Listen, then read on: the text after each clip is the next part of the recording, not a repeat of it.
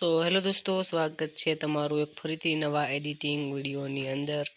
તો જે ગોપાલ પરવારનું નવું સોંગ આવ્યું, જેનું હું તમને પહેલાં તો ઓરિજિનલ પોસ્ટર બતાવી દઉં અહીંયા। તો જેનું ટાઇટલ છે દ્વારકા એ દ્વારકા બેસ્ટ ગુજરાતી સોંગ આવ્યું છે।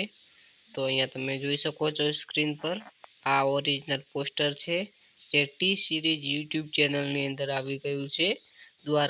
દ્વારકા બેસ્ટ સોંગ છે, તેનું આપણે પોસ્ટર એડિટિંગ કાઇન માસ્ટરની અંદર કરીશું। તો ચલો પહેલાં તો આપણે બધું મટીરિયલ જે અહીંયા રાખ્યું હતું તેને ડિલીટ કરી લઈએ। તો હું અહીંયાથી ડિલીટ કરી લીધું છે બધું મટીરિયલ। સૌ પ્રથમ તમારે દ્વારકાનો એક ફોટો લેવાનો રહેશે, જે તમે ઇન્સ્ટાગ્રામ આઈડીની અંદર મળી જશે, અથવા તો ગૂગલની અંદર સર્ચ કરશો દ્વારકા એટલે પણ આવી જશે। અને તેને અહીંયાથી આપણે લઈ લઈશું અને એક બ્લર આપી દેવાનું રહેશે।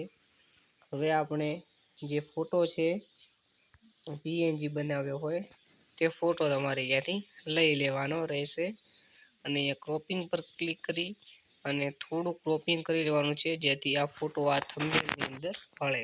ઉદાહરણ તરીકે તમે અહીંયા જોઈ શકો છો, તેને આવી રીતે અહીંયા રાખી લેવાનું રહેશે। અને હવે આપણે જે સોંગના ટાઇટલને બનાવવું હોય તેને તમારે અહીંયાથી લઈ લેવાનું છે।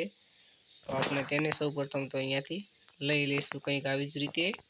અને અહીંયાથી આપણે હવે એક બેકગ્રાઉન્ડ લેશું, જે બ્લેક કલરનું પહેલાં તો લઈ લઈએ અને તેને આવી રીતે ક્રોપિંગ કરી લઈશું। અને આપણે થોડું મોટું રાખી અને આવી રીતે અહીંયા રાખી લઈશું અને 3 ટપકા પર ક્લિક કરીને સેન્ડ ટુ બેક કરી લેવાનું રહેશે।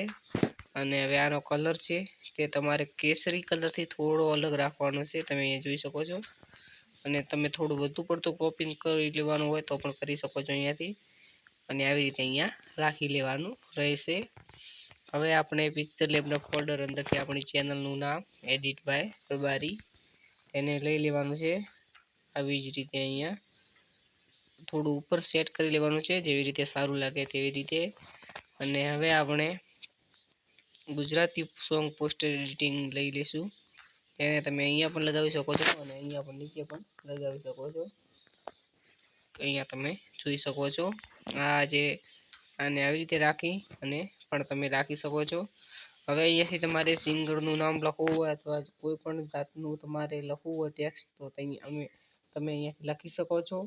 અને આનો ફોટો લેવા માટે અહીંયા તમે જોઈ શકો છો સેટિંગ ઉપર તમને એક ઓપ્શન મળશે સ્ક્રીનશોટ જેવું, તેના પર ક્લિક કરી અને ફર્સ્ટ છે કેપ્ચર એન્ડ સેવ કરશો એટલે તમારી મોબાઈલની ગેલેરીની અંદર આવી જશે। તો મળશું એક નવા વિડીયોની અંદર। ચેનલ પર પહેલી વાર આવે તો ચેનલને સબસ્ક્રાઈબ કરી લેજો।